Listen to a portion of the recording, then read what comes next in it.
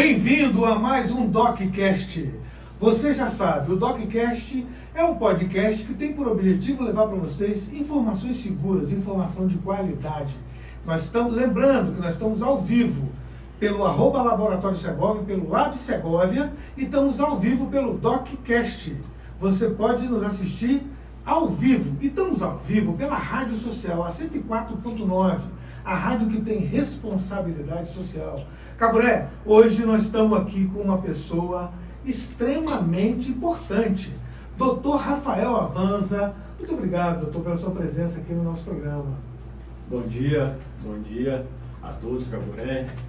Bom dia aos ouvintes aí da Rádio 104.9, né? Obrigado pelo convite ao laboratório, oficialmente ao Laboratório Segovia.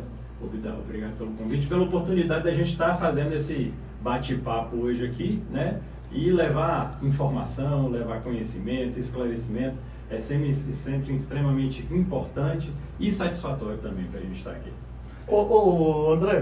André Segovia e Rafael. Eu valorizo muito essa questão da referência familiar da pessoa.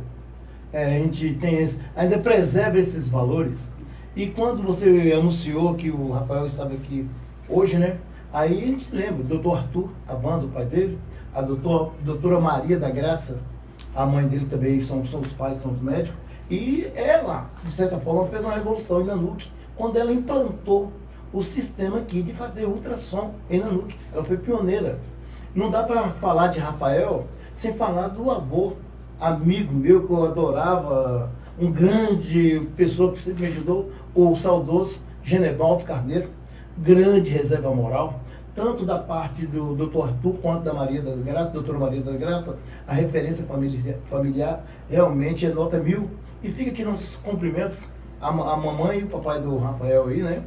Por ter colaborado ao longo dos anos para o desenvolvimento de Nanuque, participando ativamente da nossa atividade, seja econômica, social, política, comunitária, doutor Arthur e a doutora Maria das Graças. Caburé é esse conhecimento aqui no Nanuque, viu? Caburé, toda vez que eu trago algum convidado aqui, Caburé consegue recuperar toda a árvore genealógica de cada convidado que eu tenho aqui. É uma enciclopédia. É uma enciclopédia. Não, é uma referência. Eu agradeço as palavras carinhosas e principalmente agradeço, né, a toda essa referência que ele me deu por ter vindo dessa família, ao saudoso avô Genebaldo Carneiro e aos meus pais, né, por toda a minha formação e principalmente por todo o carinho e amor que eles sempre dedicaram a mim e a nossa família por toda a vida.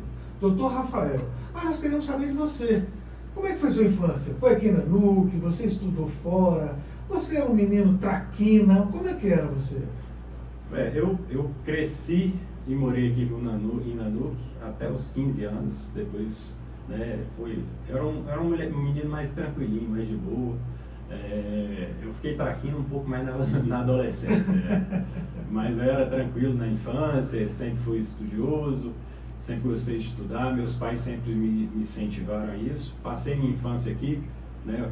Caburé acompanhou boa parte da infância também aí, em Nanuque. Depois eu saí na adolescência para estudar em Vitória, para fazer o ensino médio, fiz pré-vestibular, fiz minha formação de medicina no Rio, em Valença, no Rio de Janeiro. E depois fiz uma pós-graduação para especialização de ultrassonografia na Cetros, em São Paulo. Então, minha vida, vamos dizer assim, acadêmica, minha vida de estudantil, resumidamente foi isso aí. Valença é Severino Sombra, não, né? Vassoura. Não, Vassoura Severino Sombra.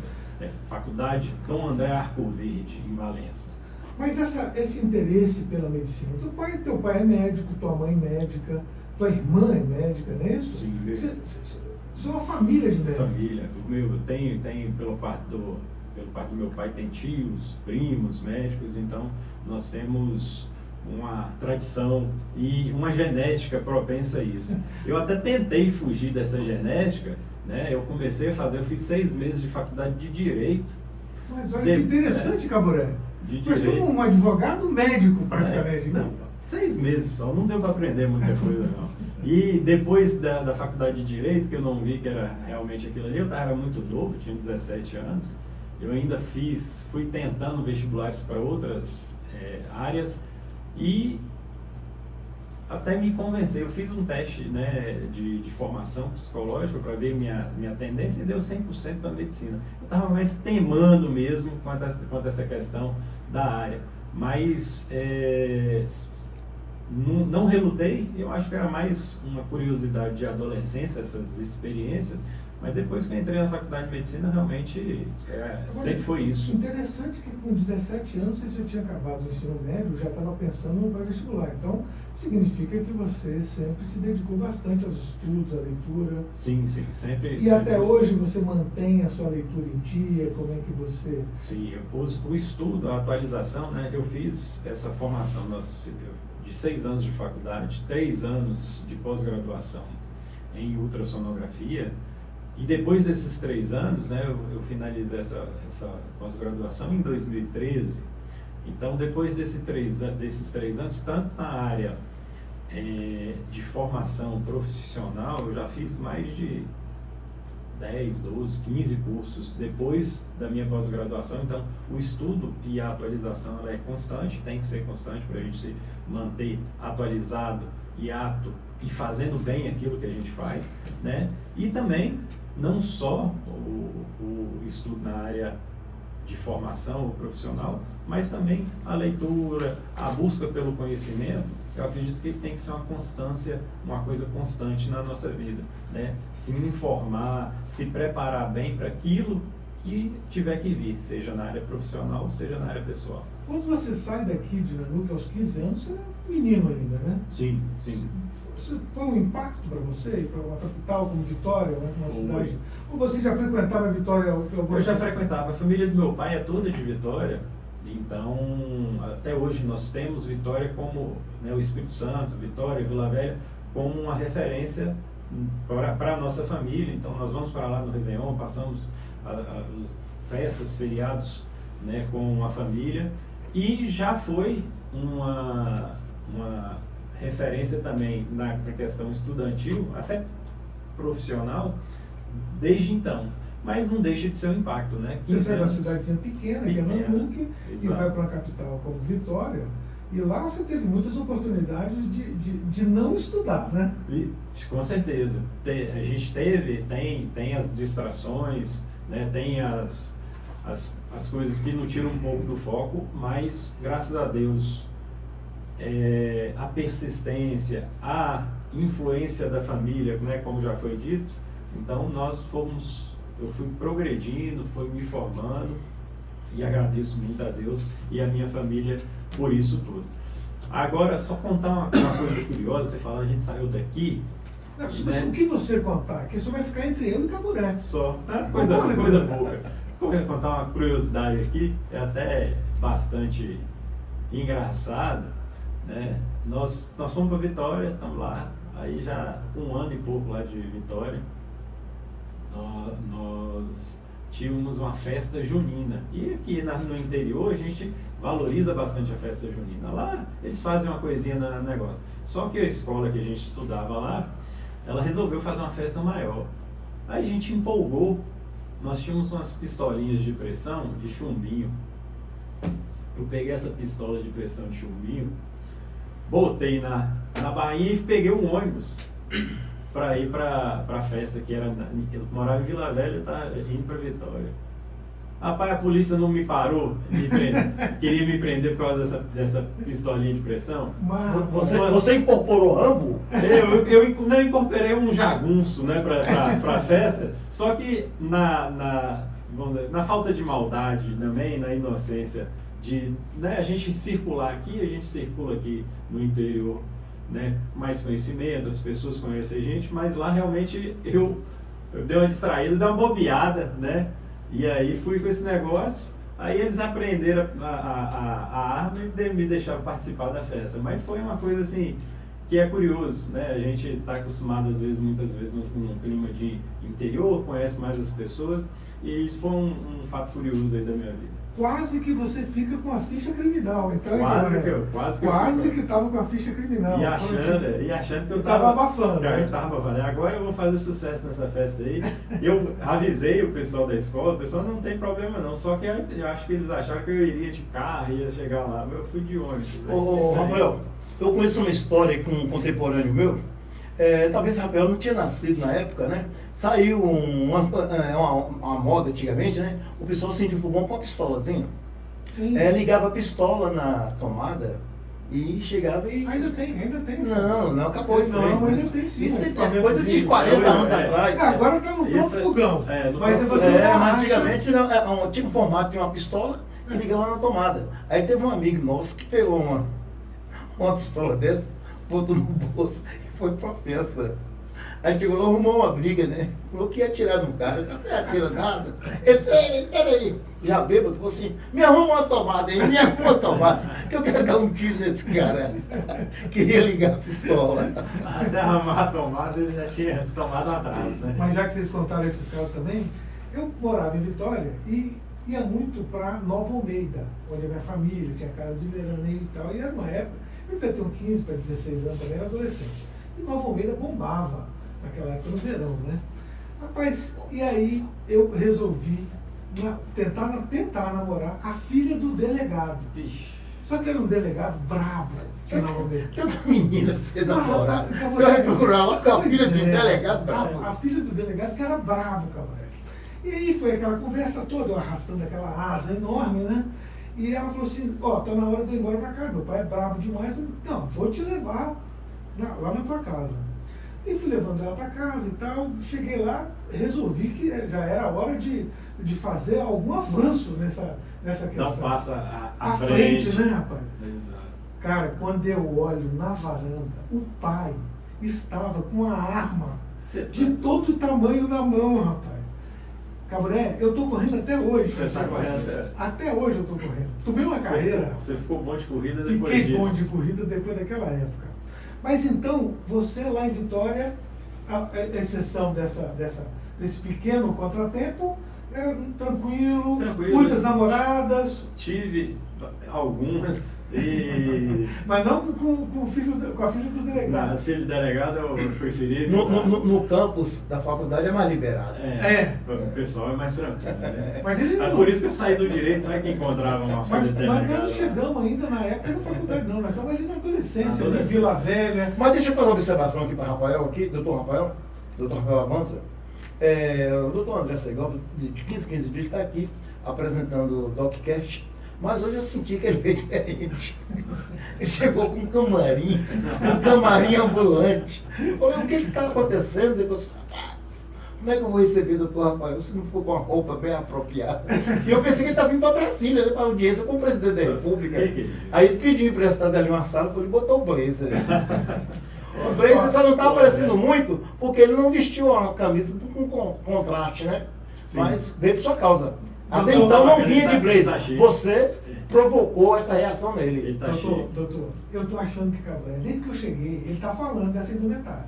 Eu tô achando que Caboré gostou, achou bonito. Ele vai adotar agora. E eu acho que ele vai adotar. Ele vai querer um pra ele. Eu fico aqui imaginando como é que era antes do Instagram, do Facebook, que era só na voz, né? Isso aí ficava mais tranquilo. Mas agora tem que... Mas uma coisa eu chamei a atenção dele, achei bacana, né? Que esse blazer dele, na moda mesmo, 50 anos atrás, foi coisa da moda, 50 anos atrás. Isso não cai de moda, né? A única coisa que ele tem, o blazer da moda de hoje, que esse blazer tem um corte italiano, né? Tem, isso é um corte bacana, bacana.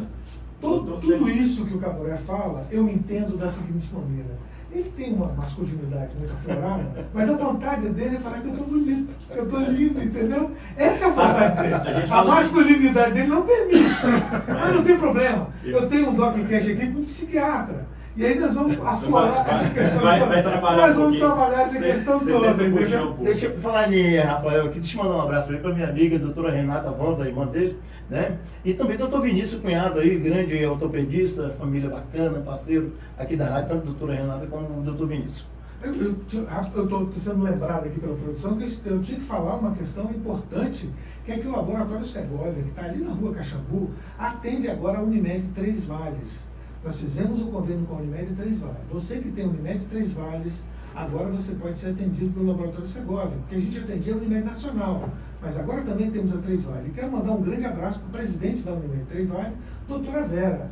Uma pessoa maravilhosa, uma capacidade intelectual admirável. Muito acessível. Muito acessível. Eu ligo para ela, ela atende o telefone. Muito acessível. E ela é extremamente ocupada, né? Sim, Está sim. fazendo um hospital lá em Teófilo Ela Otoni. tem uma capacidade de administração, de acessibilidade, que é realmente de se admirar, porque o trabalho dela é muito. Muito. Um trabalho árduo, e é uma mulher vencedora, uma mulher que lidera. E eu gostaria muito de fazer esse convite, viu, Cabral, no ar aqui, para ela, a hora que estiver aqui na terça-feira, ser nossa convidada. Ela mora aqui, Zé? Ela mora em Teófilo Otoni. Ah, tá. Mas eu... Já pede o pessoal aí que está assistindo para Ó, marcar aí, ó. Você que Marcar aí está assistindo o link aí. DocCast, Marca a doutora Vera. manda para a doutora Vera lá esse convite que nós estamos fazendo aqui. Ela marca um dia e nós vamos fazer um DocCast com ela aqui. Doutor Rafael, mas voltando lá, a tua estadia lá em Vitória, você com esse monte de namorada, esse monte de distração, e com 17 anos enfrentar o vestibular, que é uma coisa difícil. Sim, é uma coisa difícil. Como boa parte dos adolescentes aí tem essa dúvida quanto àquilo que vai escolher para fazer o restante da sua vida, eu tive essa dúvida, eu experimentei fazer outra faculdade, fiz outros vestibulares para outras áreas, mas me encontrei na medicina. E Esse insight, você acha que teve influência da família? Ou você falou, cara, porque eu acho que para ser médico você tem que querer fazer o bem? sim, com certeza. Como eu falei, eu já tinha a genética e o exemplo familiar de se fazer o bem, de procurar, né, dar assistência, de ser assistencialista. Eu acho que eu estava só naquela dúvida, mas minha família sempre me deu apoio, sempre me deu opções para escolher aquilo que eu ia fazer e, graças a Deus, eu estou na área que eu realmente amo, que eu gosto de fazer, que é a medicina. E para esse jovem que está prestando o Enem agora, que quer ser médico, um conselho que você daria para ele? Como você se preparou para passar no vestibular de medicina, que eu considero um dos vestibulares mais difíceis? Sim, é estudo, dedicação e vontade, né? Quando a gente dedica, mas sem vontade, fica muito mais difícil, muito mais pesada, a carga mais pesada. Quando vem a vontade, a verdadeira vontade de você fazer aquilo ali, né, a dedicação ela fica mais fácil. E aí, dedicação, é você se programar, se estudar mesmo, porque se você está indo atrás daquele objetivo que é realmente a vontade verdadeira do seu coração, aquilo vai fluir. Então, procurar saber a área que você vai querer de atuação é extremamente importante. Então, experimentar, hoje a gente tem várias possibilidades, não só de conhecer na internet, mas como de frequentar empresas, frequentar hospitais, frequentar locais de trabalho, acompanhar um profissional na hora ali da sua escolha, na pré-adolescência, já no ensino médio. Então, isso é muito importante. E tem também a área de atuação, que são dos psicólogos, que é para fazer o teste Teste vocacional. vocacional, né, para poder saber. Eu fiz e estou aqui. Doutor, nós temos agora um pequeno intervalo, senão o Caburé ele tem que faturar, ele tem que defender o leite das crianças, Caburé. Garantir o leite das crianças, né? Agora são 11 horas e 18 minutos. Você está ouvindo aí o DocCast, programa que vai...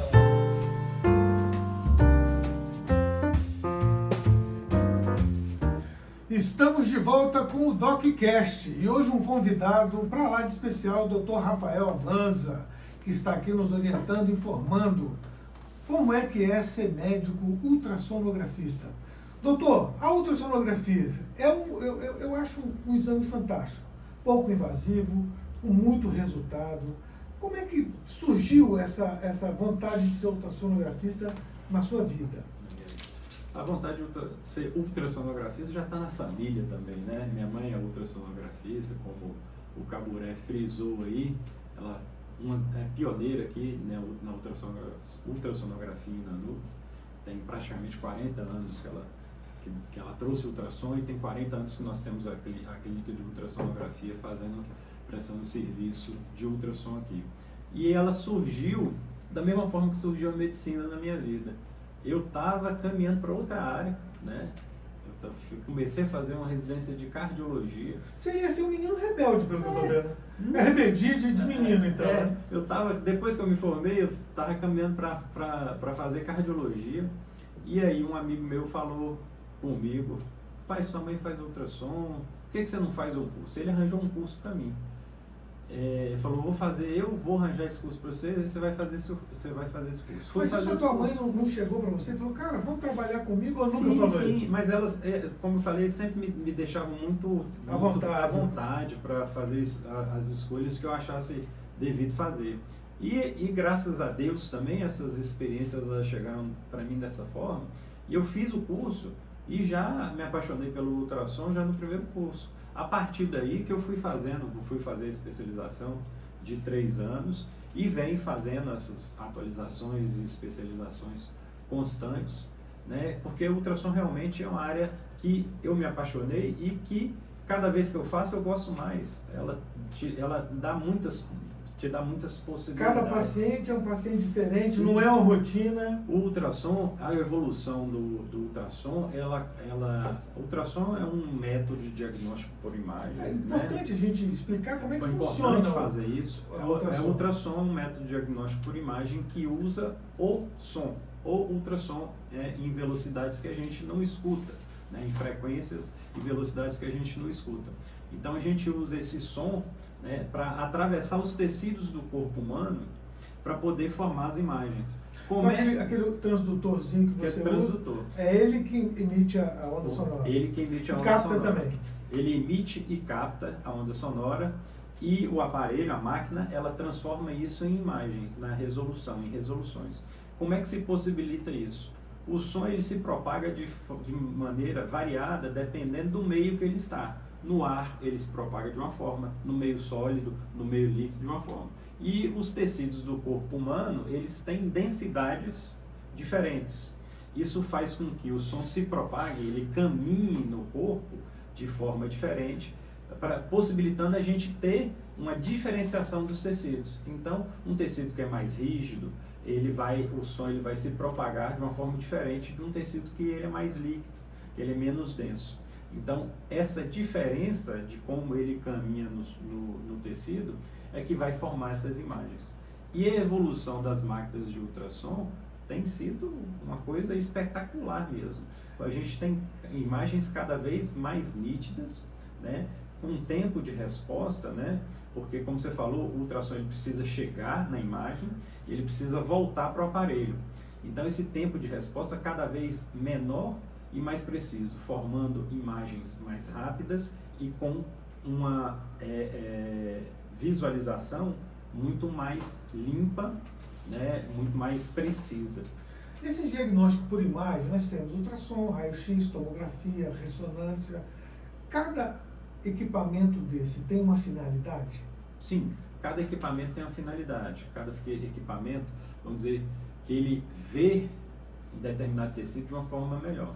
O ultrassom não é bom para ver osso, tá? É um tecido duro que o som não se propaga bem. Ele bate e não consegue penetrar. Os demais tecidos do corpo humano, o ultrassom é muito bom. E um benefício, um ponto positivo do ultrassom é que aqui no Brasil, o médico ele está do lado do paciente realizando o exame. Então ele tem, além da imagem que está sendo formada, ele tem a possibilidade de conversar com o paciente para tirar o que a gente chama de história clínica, que é extremamente importante a gente associar o que a gente está vendo com o que o paciente está sentindo, né? Os outros métodos de imagem, eles têm vantagens e desvantagens em comparação ao outro, né? Porque eles veem, como eu falei, de certa forma, determinados tecidos ou determinadas lesões um pouco melhor, ou de uma forma mais abrangente. Vamos pensar numa lesão grande, né? Numa lesão grande abdominal, uma lesão, ou de um bebê, né? No bebê, no caso, a gente consegue avaliar direitinho. Agora, uma lesão grande abdominal, a gente não consegue formar uma imagem com um transdutor de ultrassom, uma lesão de 20 centímetros, 30 centímetros, a gente não consegue formar uma imagem de um transdutor, uma imagem única, como uma tomografia ou uma ressonância consegue. A gente consegue avaliar aquela imagem parte por parte fazendo a varredura. Mas isso seria uma comparação de um benefício de um exame em detrimento do outro. Mas então as pessoas antigamente pensavam no ultrassom apenas para ver sexo do bebê, essas questões. Mas ela vai muito mais além dessa questão, né? Muito Quando você mais. faz um ultrassom de uma gestante, você está avaliando outros parâmetros, né? Sim, muito mais. Eu até trouxe, eu vou dar uma lida aqui rapidinho. Fica à vontade. Eu trouxe aqui uma lista rápida, né? E sem as variações ainda, dos ultrassons. A gente tem ultrassom em medicina interna. Esse ultrassom em medicina interna são os ultrassons principalmente do abdômen. Abdômen total, abdômen superior, fígado, rins, ultrassom pélvico. Então, as variações. Ultrassom da região cervical, que a gente consegue ver tireoides, estruturas, glândulas salivares.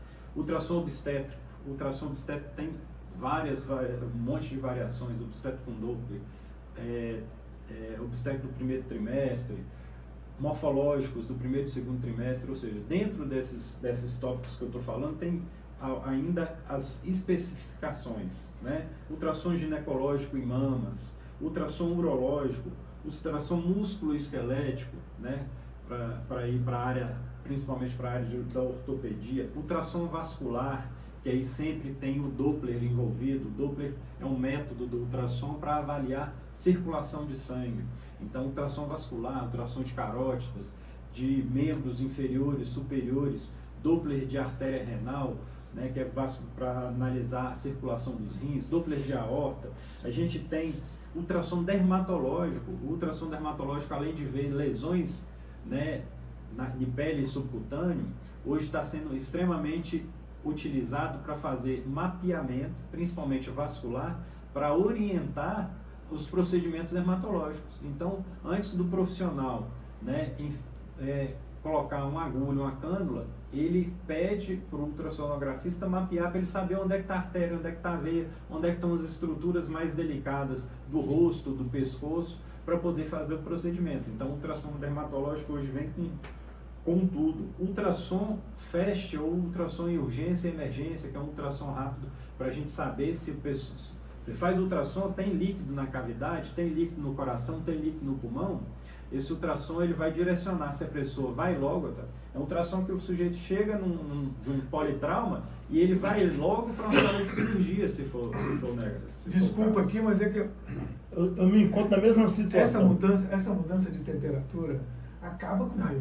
Mas voltando aqui à questão da ultrassom, essa ultrassom de emergência, elas estão menores de tamanho? Porque eu me lembro que antigamente o ultrassom era gigante. Sim, Agora, quando eu fui lá no teu consultório da última vez, o teu aparelho era um aparelho menor. E tem menor ainda. Eu sei também que meu filho é anestesista lá em Belém, e ele usa uma ultrassom. Sim, nós temos ultrassons portáteis, né? Hoje em dia a gente tem ultrassom com aplicativos em celular. É lógico que a capacidade de processamento de imagem não vai ser o mesmo de um aparelho de gabinete grande, mas a gente tem ultrassons bem pequenos, bem portáteis, justamente com esses objetivos, né?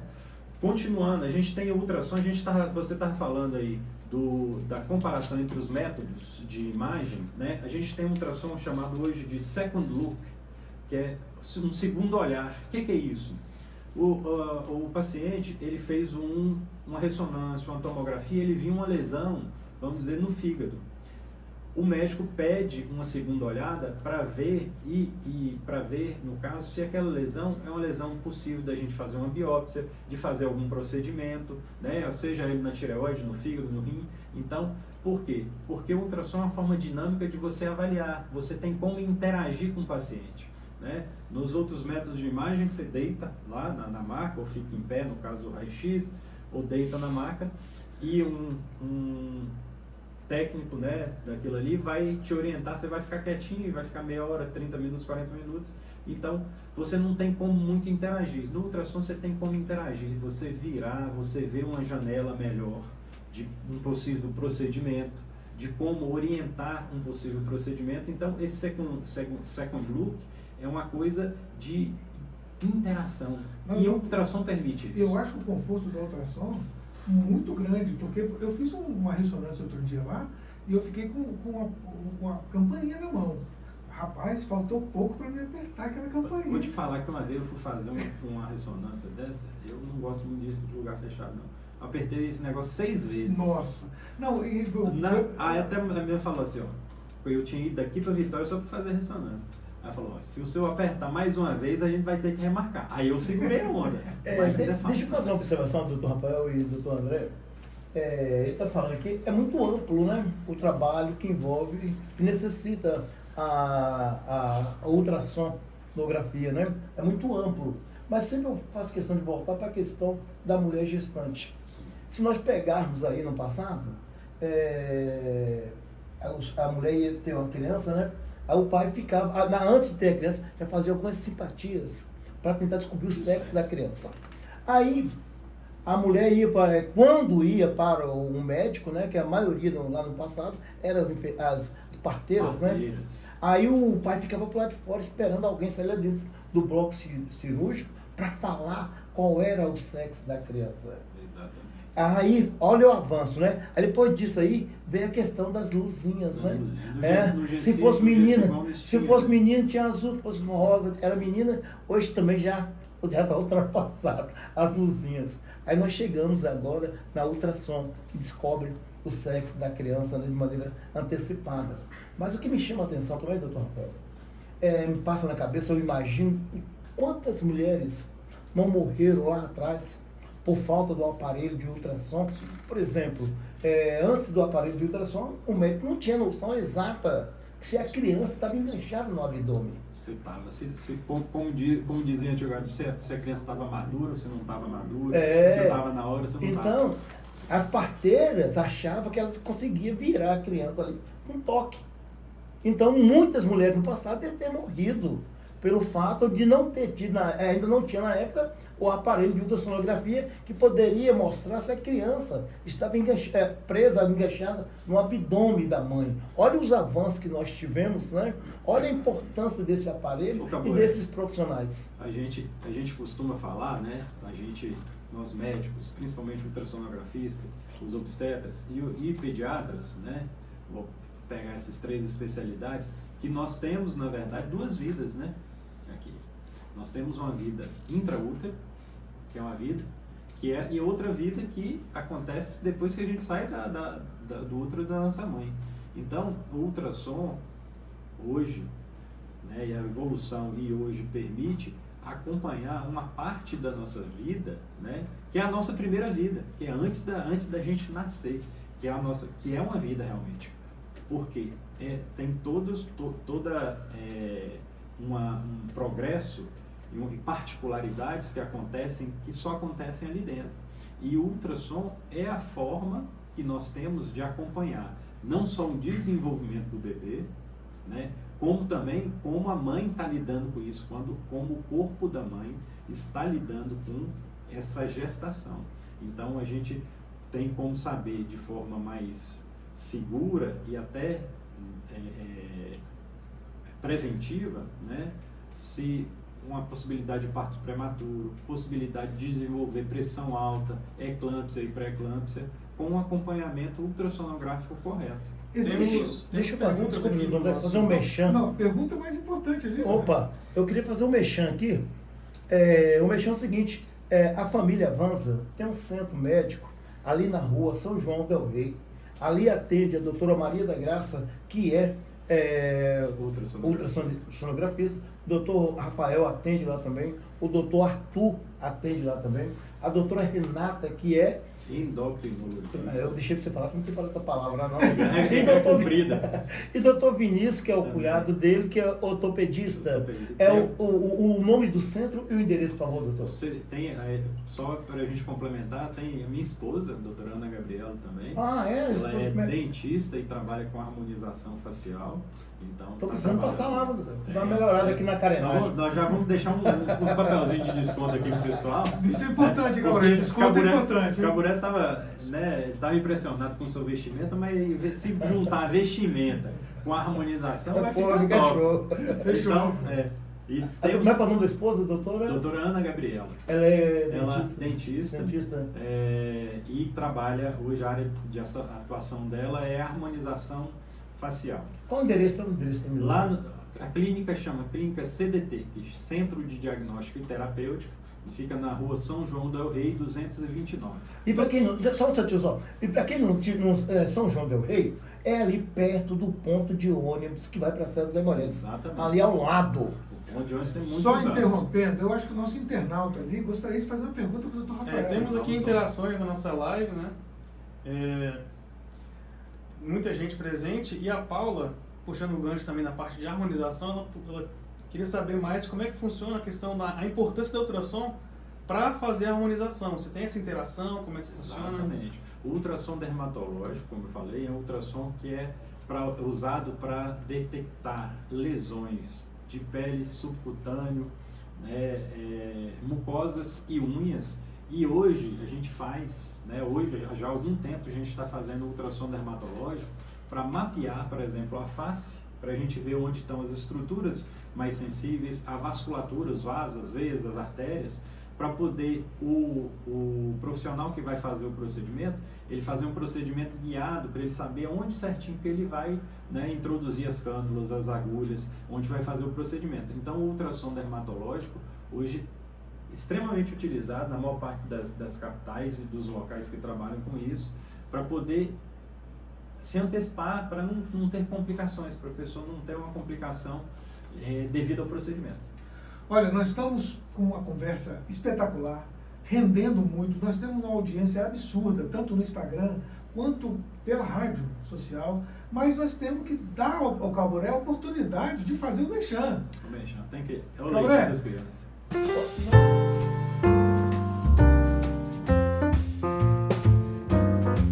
Doutor, nós temos várias perguntas, mas eu tenho uma pergunta em particular, né? Vamos lá. É a questão do Doppler. O Doppler é para ver a circulação, como é que anda a circulação sanguínea. Quando você faz o Doppler de um intrauterino, de uma criancinha lá, você está vendo todo o sistema vascular, como é que funciona? O Doppler é um método de avaliação de circulação sanguínea, né? Então a gente pode fazer, a gente tem Doppler intracraniano, né? Para a gente avaliar a circulação intracraniana. Doppler de carótida. De carótida, Doppler ocular, né? Para avaliar a circulação no olho. Tem Doppler do coração, que a maior parte das vezes é feito pelos cardiologistas, o ecocardiograma com Doppler. Nós temos Doppler dos órgãos e estruturas abdominais e o Doppler, como você perguntou, do útero e a avaliação útero fetal, né? Para a gente ver como é que está a circulação nesse útero, né? E a gente avalia a circulação do útero para ver a relação do útero com a placenta. A placenta vamos dizer assim, popularmente, é o restaurante do bebê, o restaurante e o pulmão do bebê, é quem leva o oxigênio e os nutrientes para o feto. Então a gente avalia essa relação também para ver como é que anda essa relação do útero com a mãe, né? Então a avaliação das artérias uterinas permite a gente detectar de forma precoce a probabilidade ou a chance, né? Aumentada De um ou descolamento não, de placenta? não, da mulher desenvolver pressão alta para eclâmpsia e eclâmpsia durante a gestação, né? A gente avalia o Doppler da placenta, do cordão umbilical, para ver se ela está se interagindo bem com o bebê, e avalia o Doppler fetal, para ver se esse sangue está chegando direitinho no bebê e está fazendo o que tem que fazer, que é levar oxigênio e nutriente. Como o Caburé disse, então, anteriormente, no bloco anterior, a importância do Doppler para a vida, para a nossa população, foi um salto muito grande, né? Crianças nasciam deformadas, com sérios problemas de falta de oxigênio no cérebro, sem uma avaliação como essa. Então, minha pergunta, existe uma diretriz para a gestante de quantos ultrassons Sim. são preconizadas? Sim, existe. A gente chama de protocolo, né? Então a gente tem aí, vamos contabilizar aqui no ar, a gente tem ultrassom obstétrico do primeiro trimestre, que geralmente é um ultrassom feito por via endovaginal. Esse ultrassom, os objetivos principais dele são ver a quantidade de bebê que tem, né? o tipo de gestação, no caso, se for uma gestação gemelar, se é uma gestação com 2 sacos gestacionais, que vai impactar entre 1 ou 2 placentas, né? Avaliar se esse bebê, se essa gestação realmente está no útero, porque a gente tem que a gente chama de gestação fora do útero, ectópica, que pode ser nas trompas, nos ovários, que é um problema sério, pode ser uma urgência na maior parte das vezes, tá? E ver o coraçãozinho do bebê batendo. Então a gente vê quantidade de bebê, vê se está no útero direitinho, vê se por acaso for mais de um bebê, se vai ter mais de uma ou não placentas. Depois desse primeiro ultrassom, a gente tem um segundo, que chama de morfológico do primeiro trimestre. Ele é feito entre 12 e 13 semanas de gestação, extremamente importante, porque a gente vê a morfologia, a formação do bebê, então bracinho, perninha, cérebro, coração, tudo, e a gente ainda faz o screening, que a gente chama, que é a pesquisa da probabilidade de malformações cromossômicas, né? As malformações cromossômicas, de alterações cromossômicas, a mais conhecida é a síndrome de Down. A gente tem outras síndromes, Turner, Klinefelter e demais outras, mas a Down é mais comum. Então a gente faz esse rastreamento da probabilidade já nesse morfológico do primeiro trimestre com marcadores específicos. Nós vamos ter, depois desse o morfológico do primeiro trimestre, a gente vai ter um ultrassom para a gente medir o colo uterino por via endovaginal entre 16 e 18 semanas. Isso é para ver se esse colo uterino ele pode ser imaturo a ponto dele abrir antes da hora e poder fazer um parto prematuro, que a gente chama de incompetência istmo-cervical. Então a gente faz essa avaliação entre 16 e 18 semanas. Depois disso, nós temos o morfológico do segundo trimestre. O morfológico do segundo trimestre ele é feito em média na 22ª semana, pode ser feito entre 20 e 24 semanas. É um morfológico um pouco mais abrangente, porque a gente já tem mãozinha maior, que a gente consegue contar dedo de mão, dedo de pé, fazer toda a avaliação de formação de cérebro, coração, pulmão, estômago, fígado, né, rins. Então tudo a gente vai ver se está tudo com as medidas certinhas. Vai fazer um novo screening, né, mais uma procura por alterações de formação cromossômicas. Tem alguns marcadores que a gente faz isso. Então ele é o segundo morfológico que a gente faz. Depois disso nós temos, então, 1, 2, 3, 4. Nós temos o quinto exame obrigatório, que é o ultrassom obstétrico com Doppler, né? A gente faz eu esqueci de falar que a gente faz um Doppler no morfológico do primeiro trimestre também, que é das artérias uterinas.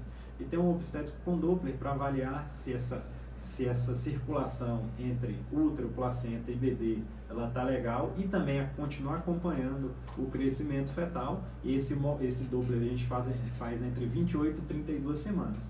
E depois, geralmente, mais um, então são 6 ultrassons no total, mais um no final, para a gente ver se o crescimento está legal, como é que está a posição do bebê, né? Como é que está a posição do cordão, se o tamanho do bebê está legal, se ele está de cabeça para baixo. E a gente, com certeza, em todo o exame, a gente faz a varredura para acompanhar a formação. Isso é uma norma ouro, pelo que eu estou vendo, mas o serviço público, nós estamos falando para pessoas talvez que não tenham acesso ao plano de saúde, ao serviço particular. O serviço público obedece essa diretriz também ou não?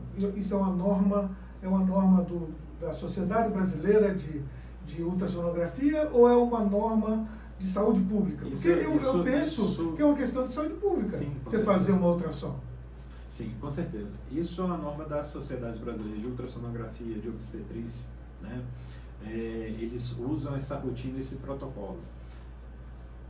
No serviço público, a gente usa o mesmo protocolo. A gente tem colegas que têm a consciência, a formação, muitos médicos aí que trabalham nas unidades de saúde aqui, que solicitam certinho os exames de ultrassonografia.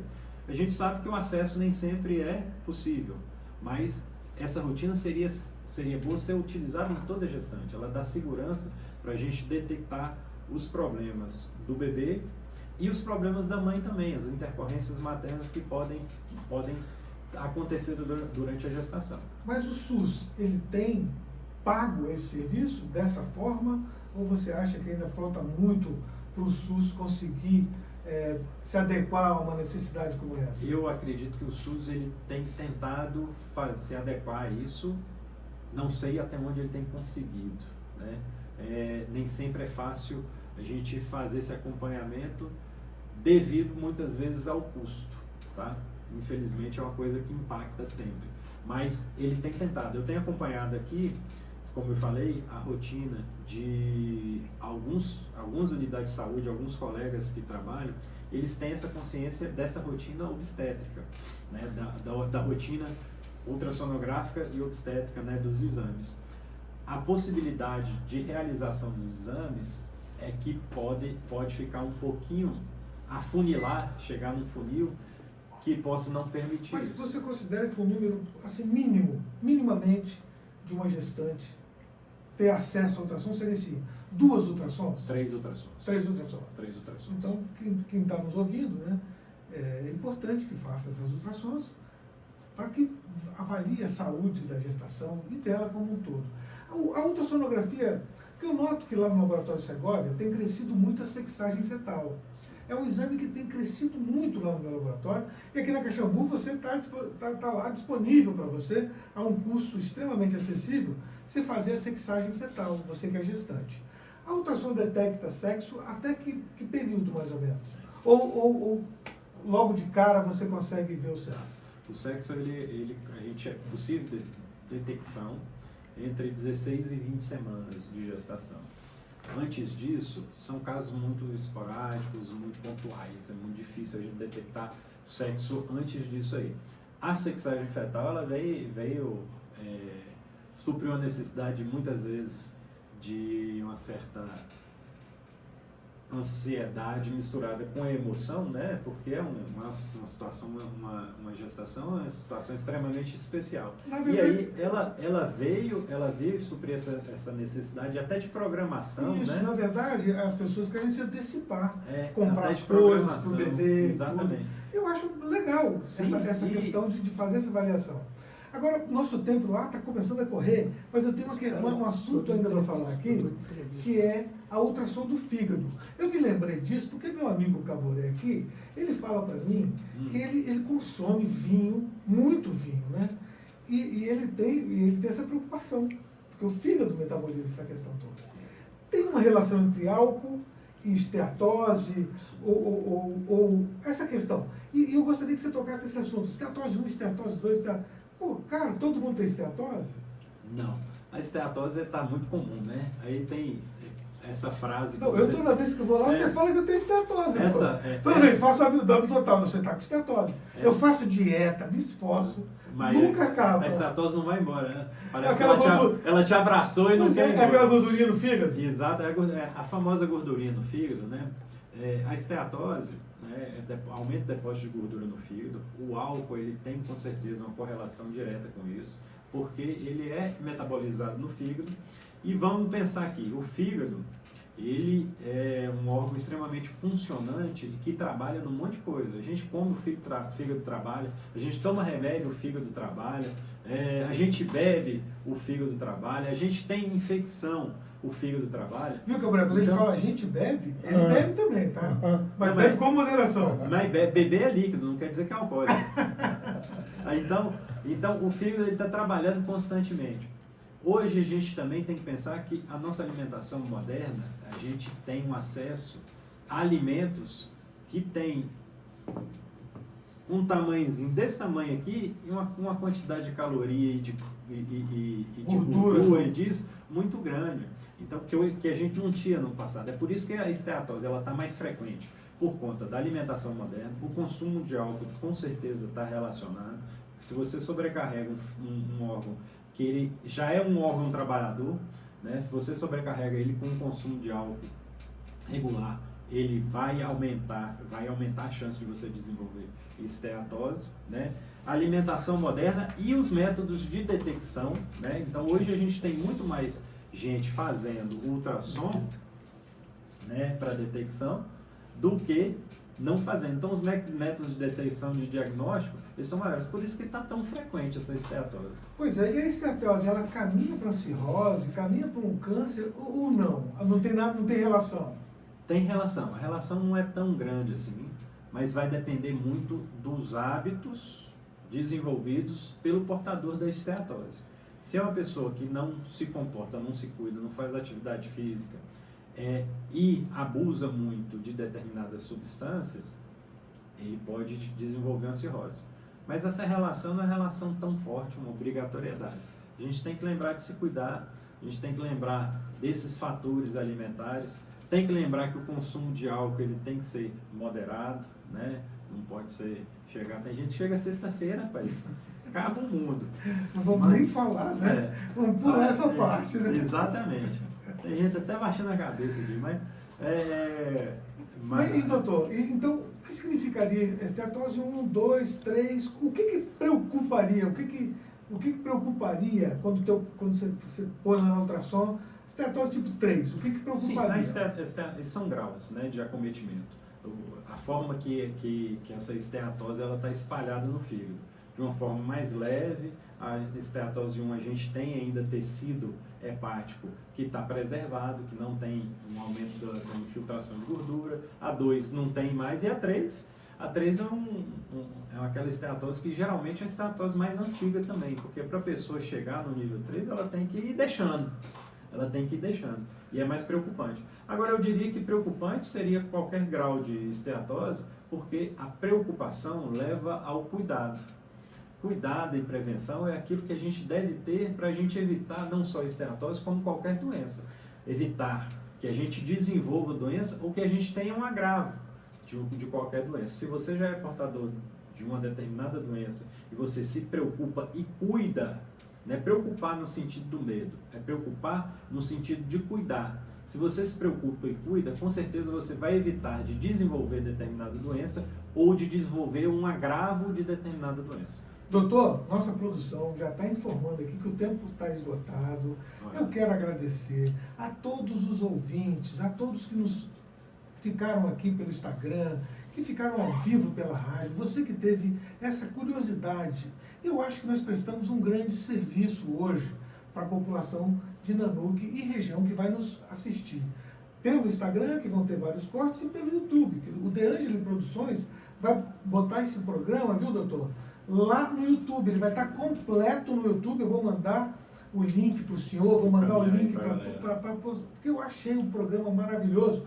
E deixo aqui o microfone da Rádio 104.9, a Rádio Social, que tem essa responsabilidade social, para que o senhor faça as suas considerações.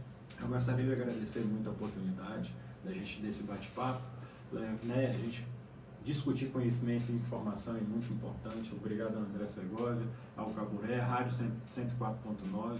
Nós estamos lá sempre, lá no CDT, né, à disposição, né, para atender a população, para levar não só esse conhecimento, mas os exames e as informações necessárias para vocês. Muito obrigado pelo convite e nós estamos aí, precisando. Nós vamos ter que trazer ele de volta aqui, porque foi pouco. Esse tempo foi pouco, viu, Cabrera? Foi curto. Ele falou tão bem que chegou um ponto que eu fiquei meio triste. A questão, olha, vou dar um aviso aí. Você que bebe demais no final de semana, chega sexta-feira, extravagância, muito álcool, muita coisa gordurosa, cuidado, hein? É isso aí. Tá. O fígado vai pedir arrego. Vamos ver, é um prazer você ver o Rafael Avanza aqui no nosso DocCast, né, André? DocCast, é um prazer enorme para nós. E até o próximo DocCast. Okay. Daqui a 15 dias, nós vamos trazer uma pessoa muito importante também para falar sobre farmácia aqui, viu? Bacana. Doutor Carlos André. Gente, tchau, bom dia.